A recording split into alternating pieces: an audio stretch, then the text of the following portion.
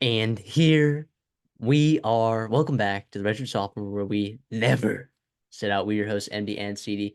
Today we are recapping the first round of the NFL draft in the year 2024. It was a pretty wild first draft, if you ask me, because while we didn't see a ton of trades, I think we saw four trades. Let's see, one, two, three, four. I Couple at the guess back end. a fifth trade, I guess, into the first round. At pick number 32 there. Uh, yeah, kind of nuts. Kind of nuts here. I mean, just six quarterbacks going in the first round. Well, look, before First we get 12 into all picks. this, yeah, absolutely. Before we get into all this, if you like this content, like the video, it's a simple rule we have here. I'd consider subscribing if you want to hear some more of this content. Unfortunately, the NFL draft stuff is running out, and we're gonna get more into college football. But hey, come for the NFL draft content, stay for the college football content. That's what we say here. All right, CD. Look, I do want to ask you a couple questions. Okay.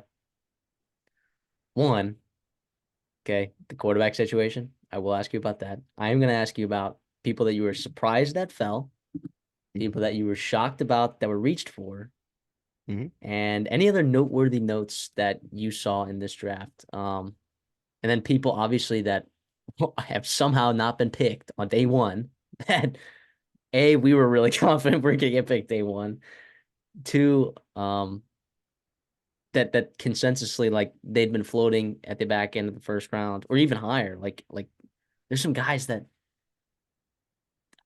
we'll get into it. There's some guys that I am shocked did Mm-hmm. not go in the first round. As a lot of people are for sure. So yeah, start off. I guess we'll go with just the quarterbacks. Obviously, that's the headliners. Obviously the first three picks were quarterbacks, which you kind of saw coming. Even if you thought maybe a trade was coming here and there, obviously ended up not working. Everyone stayed put, and it went as what I believe the books kind of had it going at. However, I do think that Washington should have taken Drake May. We've talked about this for a while now. We've been having him in the box. I just assumed that they would just, even though everyone was saying Jaden Daniels, Jaden Daniels, Jaden Daniels, I just thought maybe they'd like Drake May, and try to force something going on, smokescreen, like all that. But regardless, they get the quarterback that they wanted. So credit to them, obviously. I think the Patriots, I wonder what would happen if Daniels would have been there at three. I wonder if Drake May was their higher guy. And then do you trade back from there? Do the Raiders maybe come up? Although they ended up sticking and picking, and they were not the team to take quarterbacks. The Falcons were at eight. At eight, Falcons fans, let us know.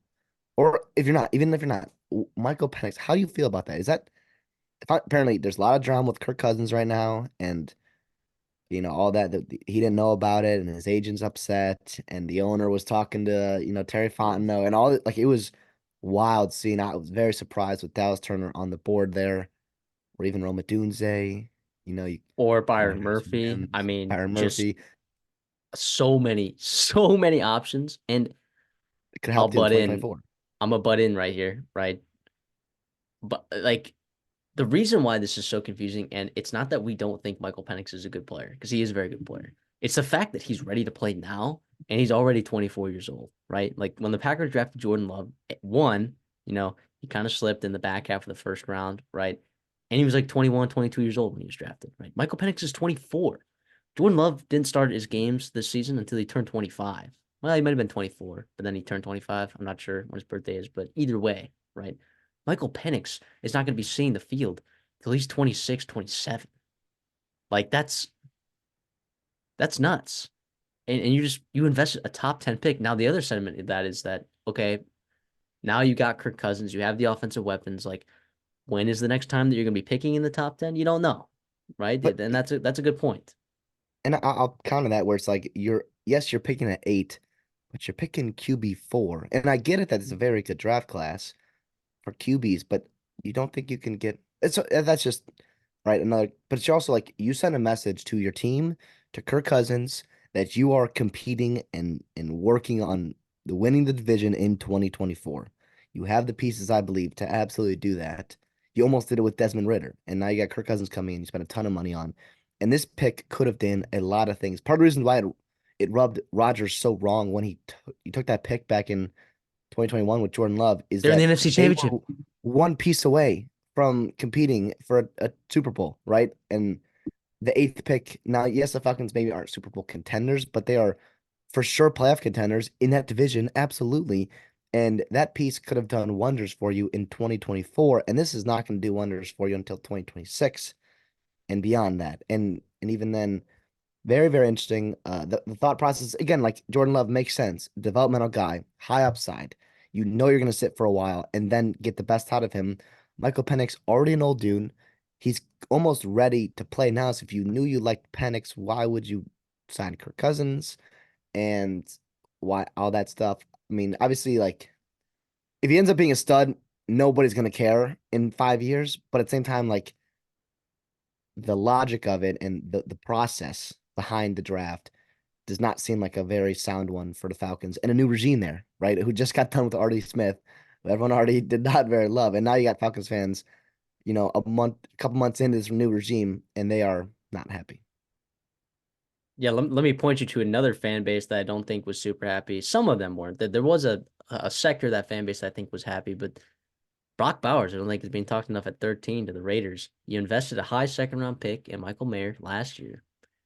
And now you go here at 13 and you take Brock Bowers, investing, going to be having, I guess, a lot of 12 personnel there, which has worked in the past for some teams. I was pointed in the direction of the New England Patriots when they had Gronk and when they had Aaron Hernandez. But I will point to the fact that both Michael Mayer and Brock Bowers, you invested more draft stock into, right? A first rounder and an early second rounder, whereas Gronk was a pretty early second round, and then Aaron Hernandez was a fourth round pick. So it, there's a lot being invested at the tight end position for the Raiders, and not to mention you got rid of Darren Waller. So I don't know. It's all very interesting to me. I don't exactly understand it. Thought there were some better options potentially for the Raiders, more holes to fill. I don't think tight end was necessarily a huge hole for you, but uh, yeah, I wanted to hear your thoughts. Yeah, that's interesting. I think part of the process in which I don't mind too much about the Raiders is like Brock Powers is just a damn good player. And like, yes, there were other players on the board there defensively. You could have taken anyone you wanted, right? No defensive players were off the board at that time. Six quarterbacks went ahead of you, which means there were the seventh best positional player out there for you outside of quarterback. And they must have thought it was Brock Bowers. I mean, you could have gone O line with a number of picks. You could have gone edge or D line, like I talked about, even wide receiver. But I do think it's interesting. Like, yes, you mentioned the Brock Bowers, or I'm sorry, Brock Bowers and Michael Mayer, dynamic there. But I do think it's nice that Bowers, I would say, is his asset is his legs and run out to catch and the mismatch he can have in the passing game. Where Mayer, I do think is a pretty darn good blocker at the Y tight end, right? Where maybe Bowers is more so that you. And so I think if you want to run two tight ends, get some numbers matchups, you can really do that and exploit that along with Devontae Adams on the outside. Um, and obviously, it's uh, wow, who's the running back? Zamir White from Georgia coming in as a young guy as well. So it's just interesting. I think there are worse things to do than just drafting a really good football player, right? I know it's not flashy. I know maybe you're not front a tight end, and it might take him a while to get used to the NFL, right? Tight ends usually struggle early, but I think at the end of the day, like your new regime, right? You've got a ton of holes. Let's just draft whoever's at the top of our draft board. And it probably was Prowess for them. So good for them. I do agree with that sentiment, but I do think as a GM, you do have a responsibility to construct the best possible roster that you can. So, that may include Brock Bowers in their opinion. If they're going to be running a lot of 12 personnel, then yeah, go ahead. I just thought it was really interesting. Um, the other interesting one that I wanted to talk about was uh the receiver situation. Yep, Who was taken sure. and who was not taken. In what Now, order and some yeah, fits, which are I think there are a lot of good fits, and we'll get into each one, obviously. But I think there are some pretty good fits for the most part. yeah. Well, I mean, your top three, it was chalk, right? I mean, everyone kind of knew, everyone kind of had those three. A lot of people had them in those exact spots, and they ended up going to those exact spots. I think you actually had all three of those. Yep, my Yeah, final yeah. mock draft, I had In your Marv at final mock 4, draft, Neighbors at 6, Dunes and at Zay 9. 9. So that was not surprising at all. And then, but going down the board, Brian Thomas Jr., I actually had him at 23. Um, So I'll credit myself for that one. I did not have him going to the Jags 23 though, but I had him at 23. So the value was there. But then you get to the end of the first round and you see three wide receivers go in the last six picks or last five picks. And one of them was Xavier Worthy. The Chiefs traded up with the Bills, which I found shocking because as a heavy competitor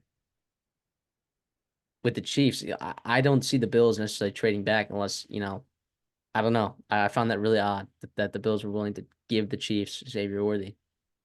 I wonder because they traded back twice. They traded back They must have like from really 28 to not liked these 32 wide receivers at and all. then They must have 32 to really 33. Yeah. they must not they must not like these wide receivers. That's the thing too. It's like a lot of people are like, oh, they're just gonna take AD Mitchell tomorrow. I don't know if they will because why wouldn't they just take them right here and you get that fifth year option with the guy. It's so odd to me. That was Because so odd to me. you know the Panthers are coming up for a wide receiver, right? That's probably pretty obvious. Everyone had him going some kind of weapon for Bryce Young at 33. And wide receiver was the value play there with McConkey and Mitchell and I guess Leggett on the board. So yeah, it's Bills. I mean, again, like what they did this offseason told me that they are not ready to compete in 2024, right? Which is Trading away wild Diggs, because you letting away paid. Gabe Davis go.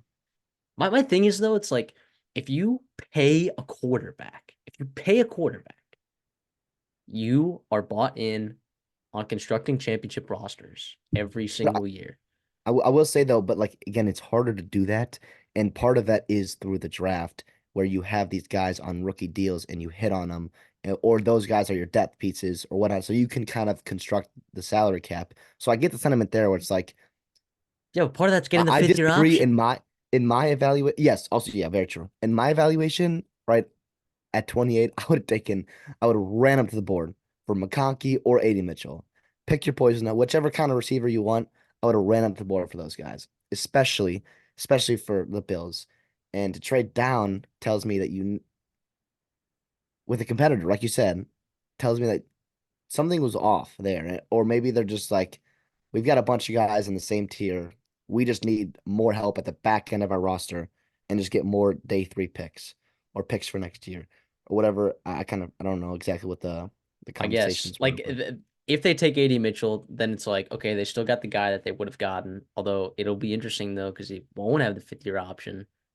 And you would have to pay AD Mitchell sooner if he does turn out to be hit. I don't know. It's all really weird. I'm not a GM, so I just found that really interesting. Uh, let's talk about Darius Robinson sneaking in the first round. How about yeah, that? super Uh, interesting. I mean, and Chop Robinson. We had five edge rushers go in the first round. yeah, I had personally I had the over on Chop Robinson. I thought that was a little bit of a reach there at 21 for the Dolphins. His over under was 26 and a half, so it was pretty substantial reach for my, big board or whatnot. But I guess, they like their athletes on the edge there.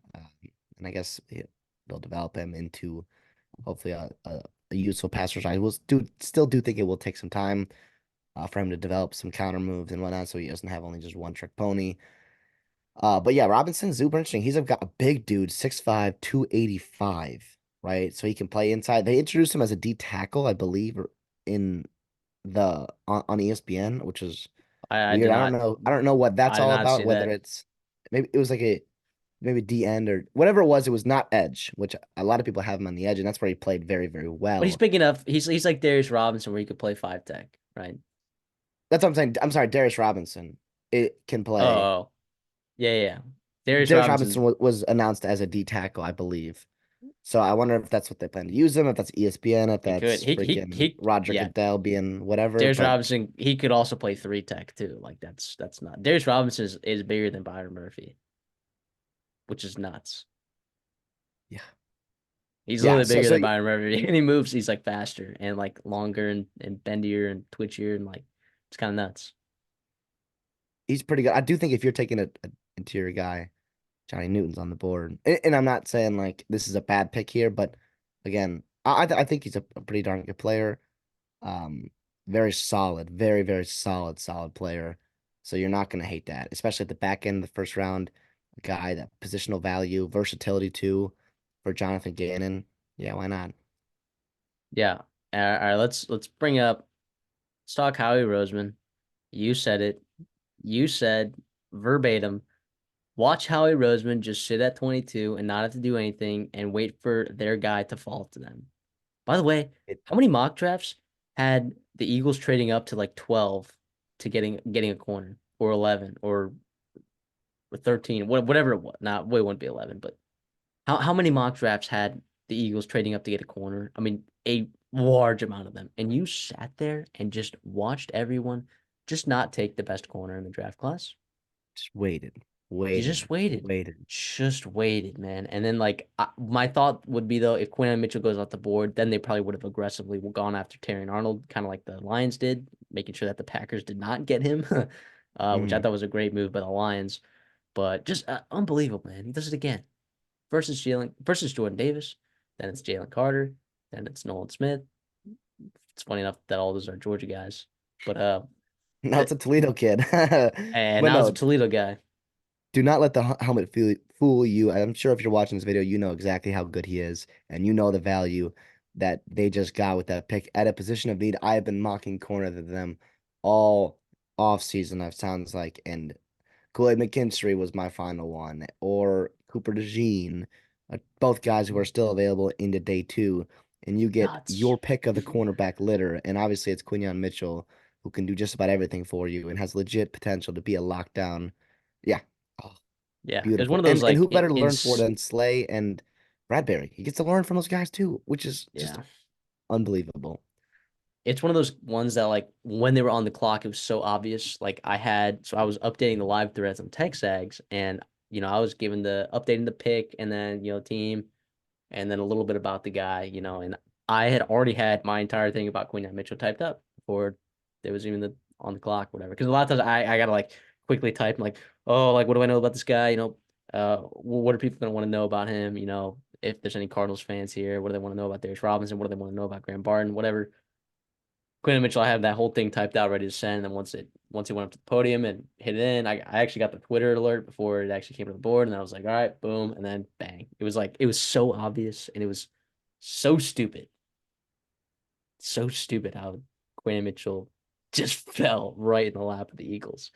He's so good, man. He's so good. It's it's scary. It's got to be scary though. I mean, I'm sure they had a couple corners that they liked or positions whatever, but like to be sitting there waiting and hoping, oh, well, look, it's 15. He's still not off the board. I'm sure when they were like, when the first 14 picks were offensive guys, then you knew it was going to be some O linemen coming off the board before you and then some edges. So I'm sure they were looking at the way it fell and they were like, well, Byron Murphy still has to go and a couple of the tackles have to go. And there's two edges that are probably going to go. And then Chop Robinson went right before it. And it's like, okay. Crazy. Crazy stuff from the Eagles. Obviously, they always seem to do well, especially in that first round. Yeah. Except Jalen Rieger. That pick will live in infamy, but like it feels like every other pick is just if someone either falls in their lap or they make a great pick or whatever it is. Hmm. Any other before we move on, like are there any other things that you wanted to highlight that you don't think maybe we'll have a chance to talk about later on? Yeah, we'll stick in at the back end of the first round. I think real quick at 25 and 26, the two offensive linemen, Jordan Morgan and Graham Barton, both guys offer a little flexibility. Barton a little bit more in terms of he can play all five positions, I really believe. Yeah. Morgan can play inside at guard or also at tackle, again, which the Packers do like that flexibility. I've been mocking Graham Barton to the Packers for a while until I actually moved him up my board and to where he was actually gone off the board, but I ended up liking Jordan Morgan more. Good for them. I think it's a really nice fit for both spots there. I did not think that Barton would be on the board at either one of those spots, and he was. So credit to them for getting the guys that they wanted. And then the Tyler Guyton Well, one makes sense. hold on. Yeah, go Can I for it. say something about that though? Like I didn't think Graham Barton was going to be available there because again, like you were about to bring up Tyler Guyton, I thought the Cowboys, I had them mocked Graham Barton. I thought they were going to take Graham Barton in that spot, At because 24. Yeah. yeah, and I guess what that means though is that like they're moving Tyler Smith back down to guard, which is fine. He was really good at guard, but he was also really good at tackles. So I don't know why you are putting a lot of chips on this Tyler Guyton kid who quite frankly, I don't know if he's ready to start day one. He'll be playing left tackle for you, by the way. So that'll be really interesting. Now the Cowboys have had success, uh, putting in a lot of chips on guys that are really toolsy at the offensive line position. And it's paid off big time for them, a lot of times. So it's something that they're used to doing for sure. But I would have felt a lot safer if you kept Tyler Smith at left tackle and you drafted a guy like Graham Barden or Jordan Morgan, right, to play guard, um, or center. I mean, you could have Graham Barden play center for you, the Cowboys. So I was pretty shocked there. But the Cowboys did get a third round pick out of that though, and I think that is pretty good value for like it's not every day that you trade up from 29 to 24 or trade back from 24 to 29 and get a third round pick. Like I feel like that was pretty good value that they got there. And still get the guy you wanted. I do think I wonder. I mean, they do have Chuma Adoga, who's got some starting tackle experience that I think he can play until you're ready. Or you can start Tyler Smith at left tackle and just wait until Guyton's ready, or even stick him on the right side, which is his natural position that he played in college. Um, which What do you I do think with I think Terrence Steele? I mean, then I don't I know know. what It that's why it I'm like was. It was a weird pick to me, man. It was a weird because pick. I don't think he can really move inside. I mean, You don't want to move I'm him sure inside.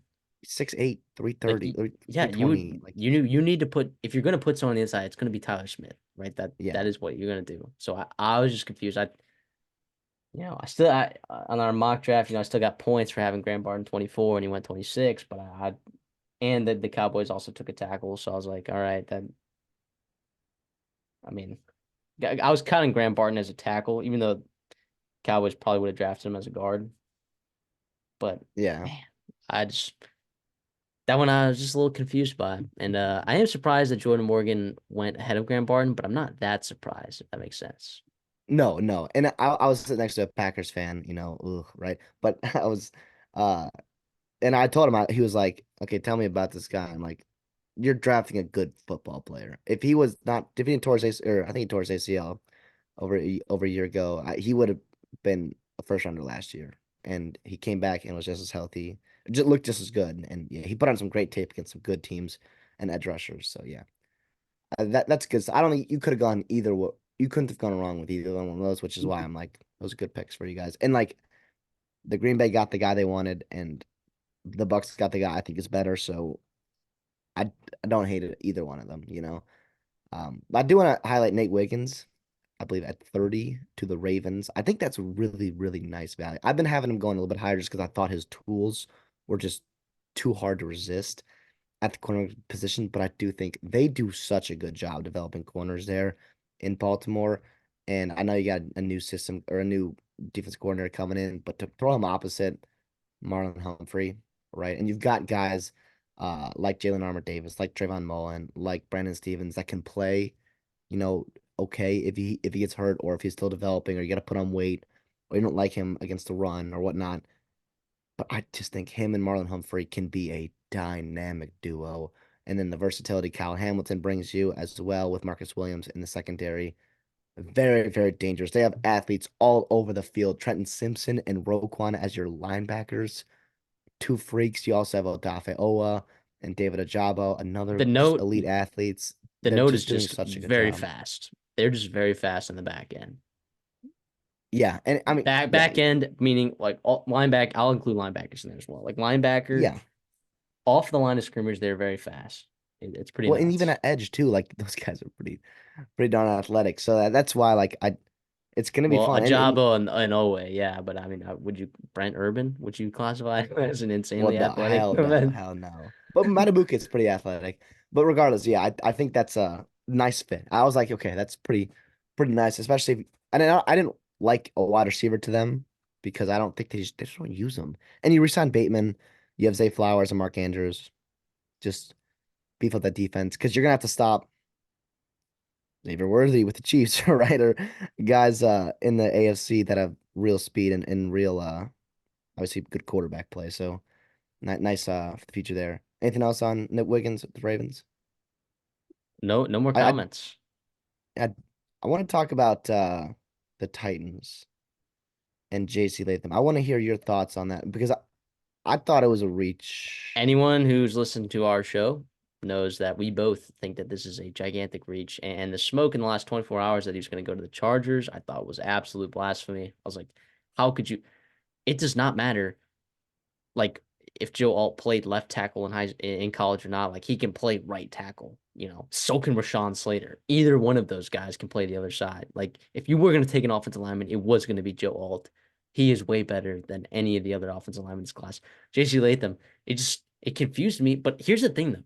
If there was one team that was going to draft JC Latham, and I think it could work out, it would be the Titans with Brian Callahan.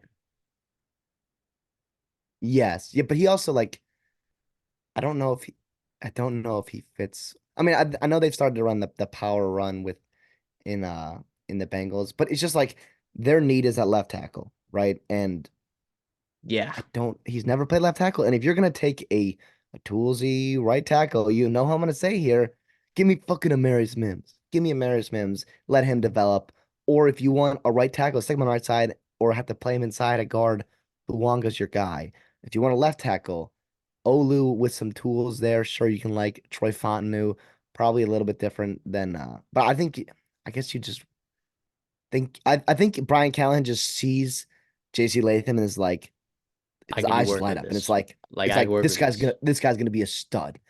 But which I guess I love the confidence and I like the thought process.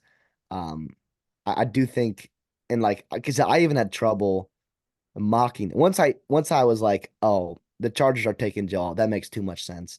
Then I was like, well, what am I gonna do at 7? I thought to trade back with McCarthy would be beautiful, and that's how what I had. And I think you probably could have gotten Latham at 11 as well if you did trade back. So regardless, you you take your guy, I guess, on the board that you wanted to. Still think it's a reach, and I'd still be skeptical to see. But you mentioned Brian Callahan. I'm sure he just fell in love with him throughout the process, and yeah, it makes sense. Yeah. Let's move on. Let's talk about, well, let's review our best bets from this draft class. Now, we didn't hit a lot of bets numerically. However, if you were to follow every single bet that we had, you would have made money, believe it or not. Mostly thanks to CDs, Joe Alt going number 5 overall at plus 450. All right, but let's talk about these. All right. So Drake May, number 2 overall, plus 275. That was like a few days ago. If you took the closing line, I think it was at plus 550 at most places, 600, which is pretty nuts.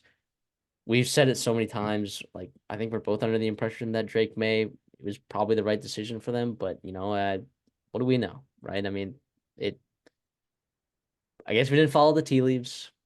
Was there a lesson to be learned there? No, I'm not gonna just listen to all the smoke screens or whatever. I'm gonna form my own opinions, obviously. So I I missed on that. Oh well, right. The Tyler Guyton over 28 and a half was super sweaty. Here's why. Hmm. Because in hindsight, I wasn't worried about the Cowboys taking Tyler Guyton. I was more worried about the Packers taking Tyler Guyton or potentially the Buccaneers. Like there were a lot of teams that could have taken Tyler Guyton. And I'm like, wow, it's starting to get sweaty. And then the Chiefs traded up, right? And there was a need at tackle for the Chiefs. And I'm like, oh boy, this is gonna get sweaty. I'm assuming that they're gonna trade up for a receiver, but if they trade up for Tyler Guyton, that would suck because we'd be half a pick away. Fortunately, that cash they came in at pick 29 plus 196. Boom. That was good. Colts take wide receiver. First of all, if I was going to lose this bet, I thought it was going to be because Quinyon Mitchell slipped to them, and they did not take Quinyon Mitchell. They took Leatu Latu, which shocked me. I do not know what the odds were for them taking edge, but it had to be like because tight end was their number 3. It was corner, then wide receiver, and then tight end was like plus 300, and then edge had to have been like plus 600. Like that would have been crazy. I didn't understand that. And by the And way, then like Latu does not seem like your prototypical Chris Ballard, no, elite rascal, just mega athlete. that Like, would have been Chop Robinson. is he an awesome player? And do we love the fit, Loki? Yeah, absolutely. But very interesting, very interesting. Because I mean, our assumption was if you had to go back and do this again, I don't hate it because like our assumption was Dallas Turner's off the board well earlier, and the Falcons decided to throw that out the window. Byron Murphy's off the board. Roma Dunze's either off the board or they're calling up to trade for him. Would have made a lot of sense, but all the quarterbacks fuck. I'm sorry, all the quarterbacks mess you up, and then obviously Just Yeah. Latu falling to them. I I guess. mean, his RAS score is still a 9.3, right? Like he's still an insane athlete, right? And that might be better than Dallas Turner's RAS. It might not be because of Dallas Turner's uh, size. Yeah, Dallas Turner 9.5, so he was a little bit better. But yeah, kind of nuts. I did not expect that at all. I in hindsight, like was it maybe a little bit rich to rather than take a wide receiver? Like, obviously, what we know now, AD Mitchell is in the second round. I was kind of under the assumption that they would take Brian Thomas Jr. or AD Mitchell there, but I, I'm not gonna lose sleep over. The one I'm definitely not gonna lose sleep over is Byron Murphy, top 10 plus 300. That line moved to minus 150, right?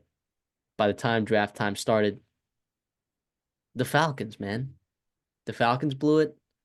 I thought the Bears could have taken him for sure. I mean, I like Roman Dunze a lot, and I think thing about wide receivers too, it's like your top 15 wide receivers in the league. If you look in terms of like the amount of money that they're paid, they were all either traded for or drafted by that team, right? So it's like you're not gonna wide receivers aren't gonna reach free agency. So like if you're gonna get a wide receiver, that you think of as a blue chip prospect in Roman Dunze, yeah, go get him, sure. The Jets I thought could have taken him at 10, but of course like the Vikings traded up. Like there were just a lot of stuff that I think Byron Murphy is a top 10 level player in his class. I think the defensive tackle position is valued insanely high. I don't know what happened, man. I don't know what happened. So I don't feel bad about taking that at all. I don't feel bad I won't I'm not gonna regret taking that at all.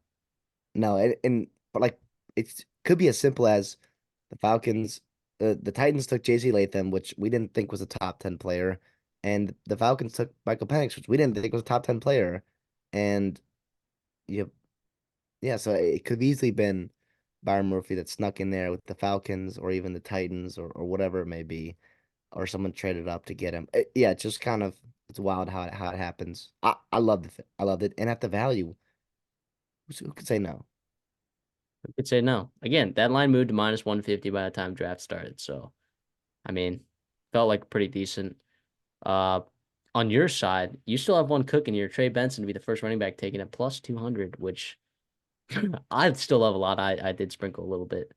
Uh, not as much as you did, but I love that one.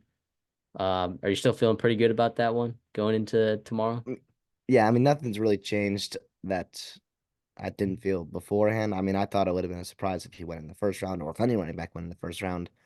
But I do think we'll see him in that, late 30s, early 40s, and we'll see what happens. And does he get to the Cowboys at where they're 50 picking something. They're picking at 56? You've yeah, got some I teams think that I could. think the spots that he could land, I think it could be I think Washington's got two picks, right? And you got to help Jaden Daniels at some point. You're probably going O-line, maybe, well, you they have like Austin Eckler Mitchell. though. They did go get him, so Yeah, but that is an interesting no, thought. yeah. I'm with you. I'm with you. I'm with you. I mean, the Uh Titans got to replace Derrick Henry, right? The yeah. Chargers Looking at got who? The Chargers who they? The Bengals at 49 could be interesting, but I know you like Jonathan Brooks as a fit there. So maybe if he goes out the board before 49, it's probably it'll look pretty good for I you. mean, the Giants could use a running back. Yeah, so there could be, but also a team could trade up, and it's like, oh, the Bucks want a good compliment to Rashad White. Gonna go up and get him at 8 spots and just get him. Or the Browns do not feel good about Nick Chubb at all. We're gonna go up to 49 and pick Benson. So that's what it's like. We'll see. There are usually a lot of trades, especially for running backs in that second round where people are just like, I can Yep. move back a little bit and get my guy. Um, yeah, I don't Well, mind that. let's talk about your Chop Robinson. You had over 26 and a half at plus 160. Um, do you regret taking that at all or I guess I would. I feel like in hindsight, I should have seen that the tools are there and that someone was gonna fall in love with him. And that was part of the reason why um we'll get to my other bets that happened. So I guess it kind of worked in reverse. I was just so low on Chop that I was hoping that the consensus was that as well. Obviously, at least one GM, that's all it really takes. One GM to love you. And the Dolphins fell in love with him and they gave him at 21. So it was not even close. to cash in. And I kind of had a gut feeling. I'm like, oh, this is gonna be the team. I felt like once they passed the Dolphins, I was like, we have a chance to get to 27. But plus 160, yeah, it's good value, but I don't know if I do it again. With the tools edge rusher, I should know better. Okay. All right. Well, that makes sense. But now let's get to your absolutely smelly stinker of a stinky stinker, Joe Alt, 5 overall to the Chargers. And here's the thing, I like it just was as it got closer, it just felt like it was more going to be Joe Alt. I think when the line closed, I think it was Joe Alt plus 200 to go number 5 overall, which is pretty nuts. So you were on top of that. You've been mocking Joe Alt to the Chargers for a while. So why were you doing that? And obviously you feel great about it. And what were some of those signs early on that you thought that they were going to take Joe Alt? I just thought that I kind of had a feeling that Marv would go at 4, and that I did not. I don't know whatever it was. I didn't feel like they didn't.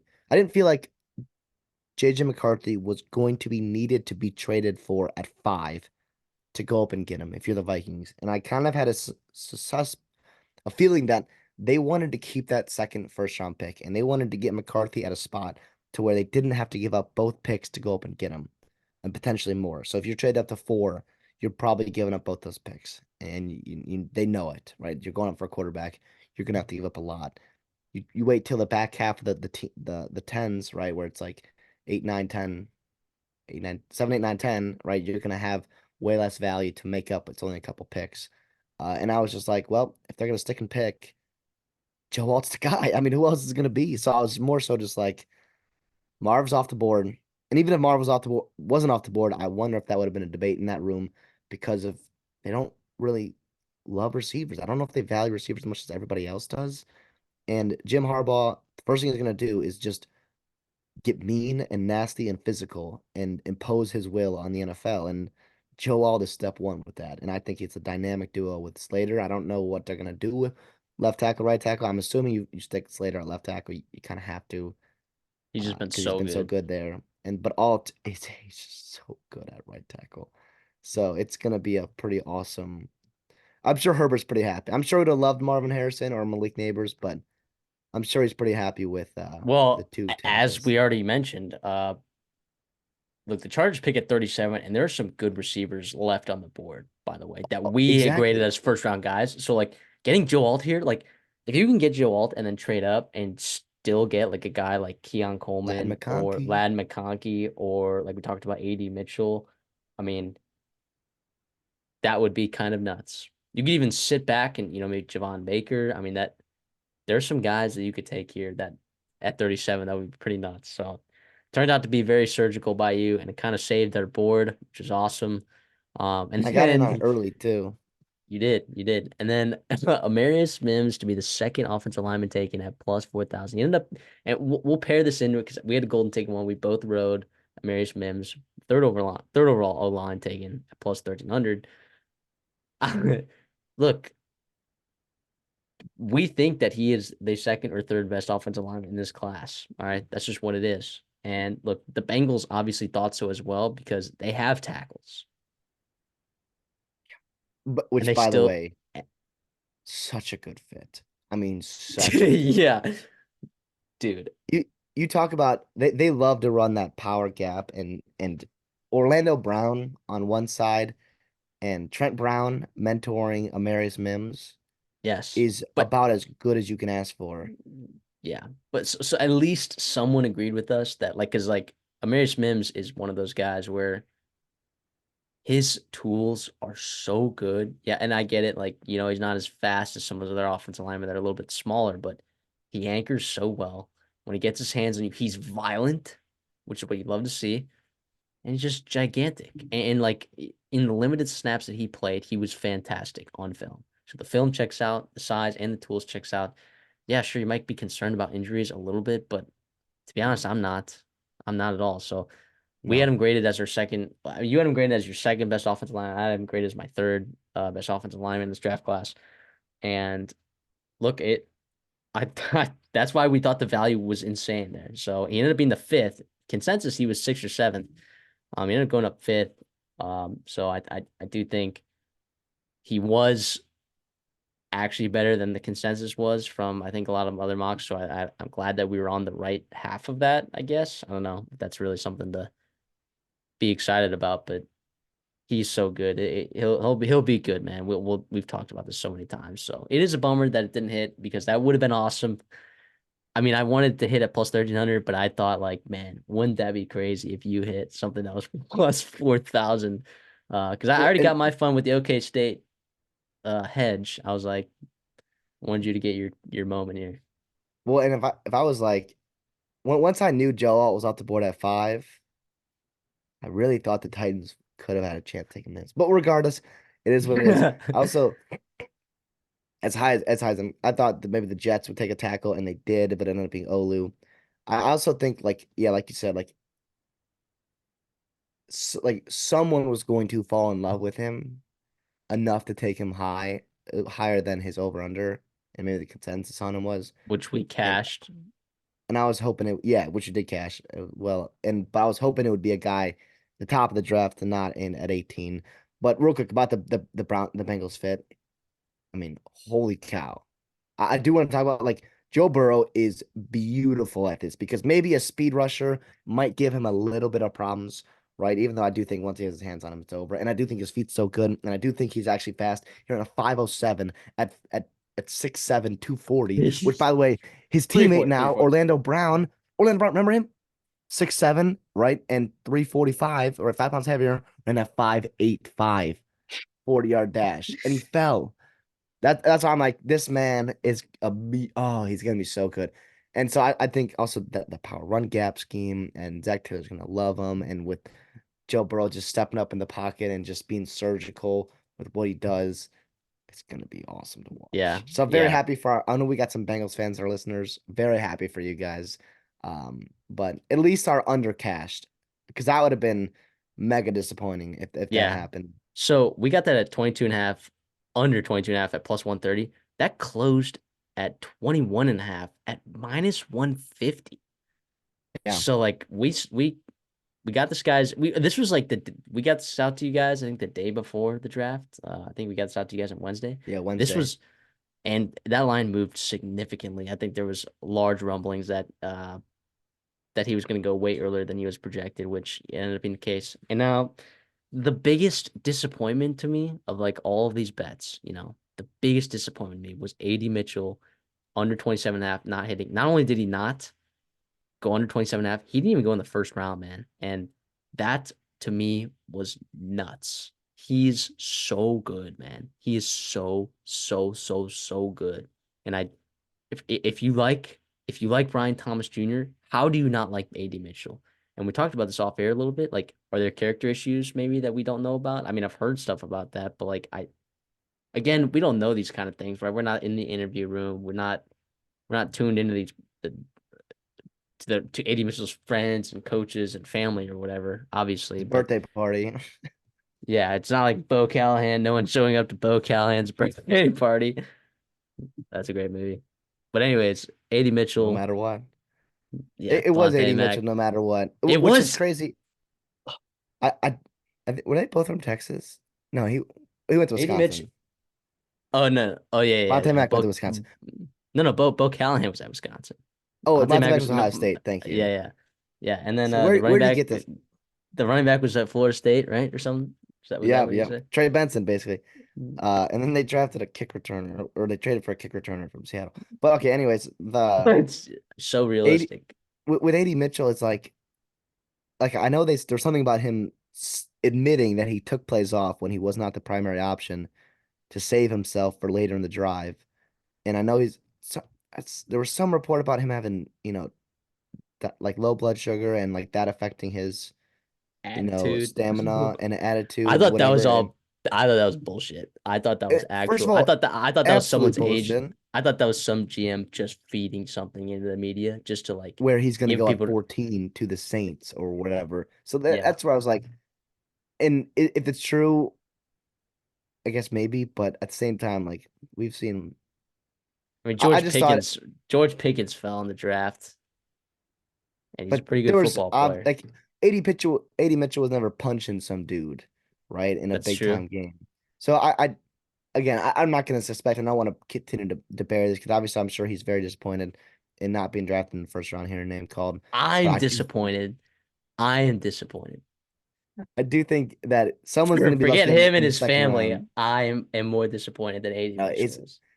yeah, he lost millions of dollars on falling in the draft. We And I lost lost like none. $10.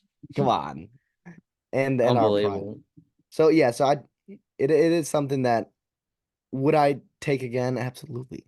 Yes. Next year, when there's a guy, I mean, there's probably not gonna be like Eddie Mitchell, right? But in 3 years, maybe, right? When I guess maybe is it Jeremiah Smith gonna be coming out or Cam Coleman? If it's Cam Coleman coming out, right? And for our college football fans, and he said something about taking plays off. What I'm still taking his under. Still taking his under. Yeah.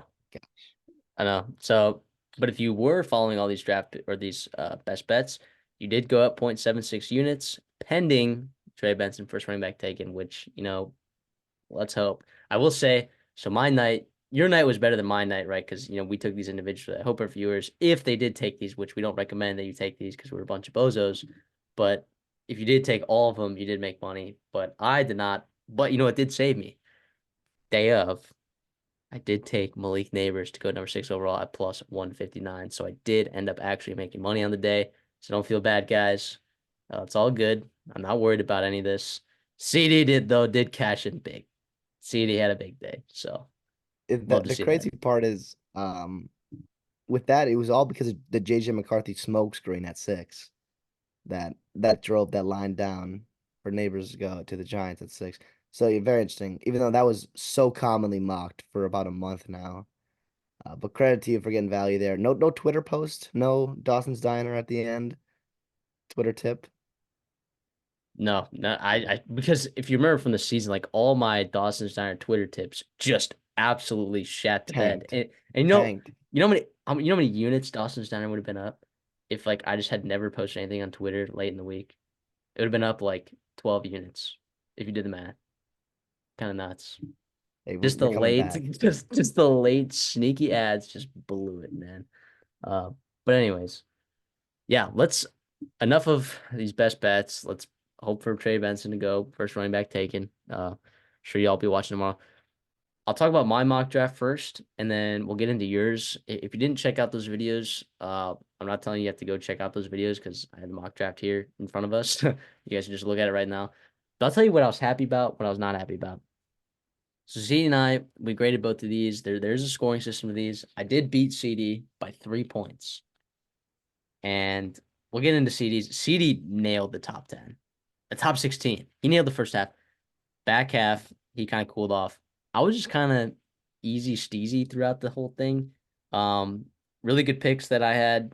I had Bo Nix at 12. And in one of the videos, we talked about first or second round picks. Actually, it said Bo Nix second round, but then the tea leaves just grew too strong. And that was one of those ones where I kind of gave into the tea leaves and it kind of worked out for me. Um, Another one that I'm really proud of that I do not, I don't know if I've seen more than two other mock drafts maybe have this, but Ricky Pearsall I had in the first round, sneaking in there at the end, and he ended up going 31 to the 49ers. So I was pretty proud of that. I freaking love Ricky Pearsall, and I drafted him as well to the Chiefs, in one of our other alternating mock drafts that we had, and I freaking love that, man. That was awesome. That got me fired up when they took him. Because that was just one of those like my guys. Like that's one of you have like, oh, that's my guy in this draft. Like that's Hmm. one of my guys. So I was like, so and because of that, I got the wide receiver position right, and it was like one pick away. So I got pretty decent points from that. Um, I did like I had Amarius Mims at 19, and he ended up going 18. So that was pretty solid right there. Hmm. Felt really, really good about that one. I had Troy Fontenot at 21. He ended up going 20 to the Steelers. That was pretty good. What's funny here about my mock draft, which I'm simultaneously proud of and also kind of bummed out about, 9 and 15. I had Roma Dunze and Leatu Latu. That's exactly where they fell. But in my mock draft, I had the Colts trading up to getting Rome Dunze at 9, and then the Bears taking Leatu Latu at 15. So I had those numbers right. I just didn't have the teams right, which is I don't know. I thought that was pretty funny. So silly stuff. And then at 23, I had Brian Thomas Jr. Going to the Chargers. That did not end up happening because remember the Vikings didn't actually end up trading up with the Chargers. Instead, the Vikings traded up with the Jets at 10, but they didn't have to give up their 23rd pick, which they used to trade up to 17 with the Jags. So the Jags ended up taking Brian Thomas Jr. at 23. So it's kind of cool seeing Brian Thomas Jr. getting taken on the exact spot. So in terms of like the players and the numbers that I got right, I got, let's see, one, The value. two. Yeah, I got one, two, three, four, five, six, seven numbers exactly correct for players. Just only got four of the teams correct because I had some trades in there. But yeah, so I felt pretty good about that. I liked Jordan Morgan going in the first round. He ended up going in the first round that I liked. The bummer thing that I kind of regret was putting Zach Frazier in the first round. Because Jackson Powell Johnson didn't even go in the first round, which is kind of nuts. But here's the thing, it's like I think it's a preference thing. I think if there was a team to take a center, there are teams that would take Jackson Powers Johnson. I think there are teams that would take Zach Frazier because they both give you very different things. Jackson Powers Johnson, a little bit more power guy. Zach Frazier, a little bit more speed, a little bit more mobile, can move a lot. So I really thought that both of those guys would end up in the first round. I know center's not a very valuable position. I just thought that there were a lot of teams that needed interior offensive line this cycle. And I don't know. Zach Frazier also was an All-American guard at left guard when he played at West Virginia too. So it's not like he can't play guard either. It's not like he's just a one-trick pony at center. So same with Jackson Sparks Johnson, he can play guard as well. So that was really odd. Dallas Turner slipping out of the top 10. Um, and Leatu Latu, like having those edge guys go. Those two guys kind of go. Well, Dallas Turner kind of going late. I felt pretty good about that one. Like I could have definitely seen him in the top 10. I had him slipping. That's how my board went. And it's pretty cool. Brock Bowers, I was pretty close. I had him at 11, but he ended up going 13. I don't think I would have guessed that. Um, yeah, I mean, I felt pretty good. Where did Fuanga end up going in the draft? He went 14 to the Saints. Okay, yeah, so I missed that one by one, so I didn't feel so bad about that one. The one that makes me feel stupid is trading up for AD Mitchell at 16. I mean, but I it's just one I of took him those. at 14. I know, but you didn't trade up, Yeah, like that's true. with the Bills. In fact, the Bills did the exact opposite. They traded back. So it's kind of like a double-edged sword in which I get stabbed both times. So, uh, yeah. And then, other than that, I guess the corners I kind of missed big time. I had Cooley McKinstry in the first round, and he didn't go. I had Cooley McKinstry instead of Nate Wiggins, right? At the end of the first round. And then also uh, Quinion Mitchell, I had him going in the top 10. He obviously did not go in the top 10. And then Taron Arnold, I had him in the top 20. He did not go top 20. And then actually the most disappointed one I am in, but I don't regret it at all, is Jazon Newton. I had him in the top 20, man. And Mm-hmm. he certainly did not go in the top 20. He didn't even go in the first round. So that was a miss. AD Mitchell was a miss. Kool-Aid McKinstry was a miss. The centers were a miss. And I guess Quinion, where I drafted him, was kind of a miss. And Cooper DeJean. So those are my misses. But I felt pretty good. I mean, I think I did pretty good. I feel like I did better last year. I had some better snipes last year, including Mozzie Smith. I thought I was going to get the Cowboys pick 2 years in a row correct in the 20s, but they decided to not go with Graham Barton. Instead, they went with Tyler Guyton for who knows why. Different alignment. Yeah, that was pretty darn good. I mean, it's just tough. I mean, and like it's what's you got 7 out of 32 picks, like right. That's pretty damn good. Like that's the goal. 10 is an absurd number. Like it's really hard to get a good number because if you screw one pick up, like it messes the whole board up sometimes. So yeah, so obviously, the first I did very well the first 6 picks, right? I'd flipped May and Daniels, but again, that's I just mean, the first preference on who I wanted. first 9 picks, you did freaking awesome. Yeah, I had Odunze going at 9. Uh, missed on the Michael Penix. I don't know many people that did. A little too high on Amaris Mims, but I'm okay with that. We talked about that before. Also too Byron high on Murphy, Fontenot. you Yeah, I nailed nailed that. nailed Murphy at 16 to the Seahawks. That was kind of where it ended. The back half of the draft. for me was not great. Although I did have like Jordan Morgan, um, I had going close. I had Bo Nix to the Broncos, but that was at 32 and not at 12 where he actually went. And But you did then predict the trade with the Chiefs did end up trading, and then the the Chiefs did. I'm trading, I guess. I'll take that. And then yeah, I kind of was a little too high on Graham Barton and Nate Wiggins and Terran Arnold. But I did get like a lot of the order right in terms of like who went where, especially with the cornerbacks like Mitchell, Arnold, Wiggins, and then I had McKinstry and DeJean going, but they haven't gone yet. So we'll see where they end up in day two. Um, and then did not I had Latu falling to 24, which I guess the edges did fall a little bit, but not that far. I still think the Vikings got nice value getting JJ McCarthy and Dallas Turner without having to give up too much. Credit to them and Quezzy there. Way too low on Brock Bowers. 23 went at 13. But I do think like if he was off the board at 13, like he didn't go off the board at 13, like it was just hard to find a spot for him with all the other players I there thought maybe the at some other Colts value. could take him. Maybe the Colts, but I mean obviously they loved Latu. Um so yeah, we would have seen again Johnny Newton at 21. He should have been on the board. I would have taken him over Chop Robinson, and if Chop Robinson's still on the board, I still would not have batted an eye to see him as day two guy. So I do think that was a miss there, I guess on my part, but I still think on the Dolphins' part as well. Um, Cardinals taking Jackson Powers Johnson. Would love that. But I guess Derek Robinson makes a lot of sense too. We talked about that. The Bills not taking a wide receiver, especially Lab McConkey. What are we doing? Lab McConkey deserved to be in the first round. That's crazy. That's crazy. Jordan Morgan, nice little pat in the back for that. Was way too low on JC Latham compared to what the league must have seen him as. Same, but I don't care. Don't quite get it. We'll see. Uh I'm gonna bet on Amaris Mims and Fontenot and Fuanga.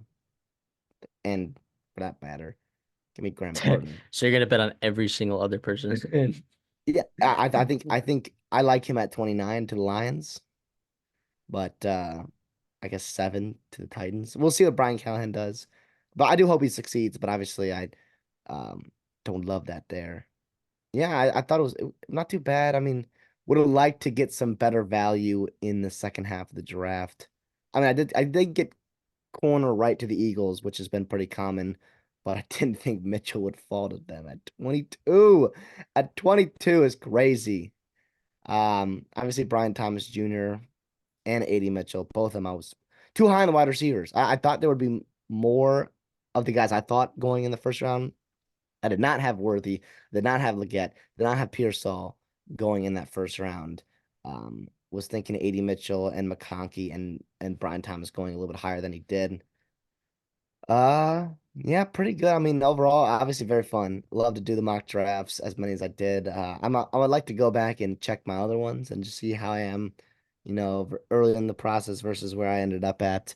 I think you Um, did better now. I So think I did better you did now. not have Joe Alt at the beginning, but like, Um, yeah, you did good. Like this top half, like you were to combine your top half with my back half, like we would have had.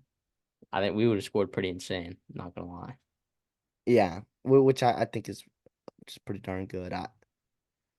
Graham Barton, I would have taken a little bit higher. I guess, yeah, interesting stuff here. I love the draft. I love the mock drafts, seeing where you're done. It's so hard. Like I was thinking about, I was like, oh, it really didn't hit me until like this year where I was like, it's way harder to pick all 32 of these than a perfect bracket in the So, NCAA. yeah, Like it's not even way, way, close. way hard. I was trying to do the math, and it's you can't really quantify it, but Because trades and all that stuff, like there's no yeah, way. Like 10 out of 30 is a crazy, crazy high score. Um, yeah, yeah. But I mean, if you were to just take the favorites, right, for every single team, like what was the favorite? Like what was the chalk? I mean, it's like I mean, think about it in a basketball game, right? Like if you're taking the favorite to win the game, right, in March Madness, you're probably averaging like a 60% win rate, 65% probability because you're getting some one seeds playing 16 teams. Um, for the mock draft, it's like a 30% implied probability, like for on average for like every pick. So it's like It's nuts. It's instead of like 63 uh times like 0.65 to the or sorry 0.65 to the 30 to the 63, it's like 0.30 to the 32, you know. So it's I don't know. That was just an absolute back of the napkin calculation that I just kind of made up, but I guess I could do that calculation right now. So 65 to the 63rd. That is I mean, one in like one quintillion, whatever.